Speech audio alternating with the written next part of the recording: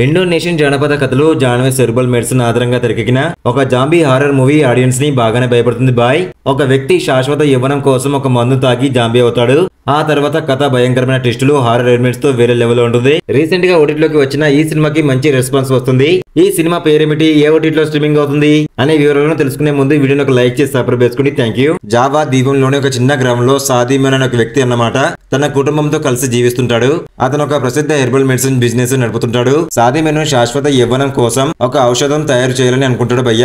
అతని కుమార్తెలు సూక్ష్మ ఏవా కలిసి అతని ప్రయోగాన్ని ఆపడానికి ట్రై చేస్తారు. కానీ సాదిమేను ఆ మందును తయారు చేసి తాగేస్తాడు భయ్య.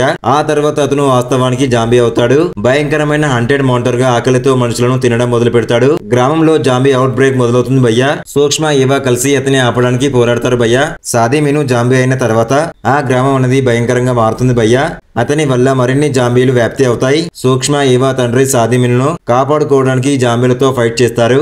ఆ గ్రామంలో భయంకర ఫైట్ జరుగుతుంది భయ్య. పీక్స్ లెవెల్ లో ఉంటుంది ఫైట్ అయితే. జాంబీలు పూర్తిగా వ్యాపిస్తాయి భయ్య. ఇక క్లైమాక్స్ మరింత భయంకరంగా ఉంటుంది. చివరికి సూక్ష్మ ఏవా ఈ పరిస్థితిని ఎలా ఎదుర్కొంటారు, దీనికి విరుగుడు కనిపెడతారా, తమ తండ్రిని కాపాడుకుంటారా, వీళ్ళు కూడా జాంబీలుగా మారుతారా అనే విషయాలను ఈ ఇండోనేషియన్ జాంబీ హారర్ సినిమాను చూసి తెలుసుకోవాల్సిందే భయ్య. ఈ మూవీ పేరు వచ్చేసి ద ఎలెక్సర్. 2025లో వచ్చిన ఇండోనేషియన్ హారర్ థ్రిల్లర్ మూవీ ఇది. ఈ సినిమా అనేది 1 గంట 56 నిమిషాలతో IMDbలో 7.0/10 రేటింగ్ కూడా పొందింది భయ్య. ఇది 2025 అక్టోబర్ 23న నెట్ఫ్లిక్స్ లో స్ట్రీమింగ్ అవుతుంది భయ్య. వీటికన్నా ఇంకా బెస్ట్ మూవీస్ కావాలనుకుంటే మన ఇన్స్టాగ్రామ్, టెలిగ్రామ్, వాట్సాప్ గ్రూప్ లో జాయిన్ అండి. బెస్ట్ మూవీస్ వస్తాయి భయ్య. రివ్యూ నచ్చితే లైక్ చేసి సబ్స్క్రైబ్ చేసుకోండి. Thank you.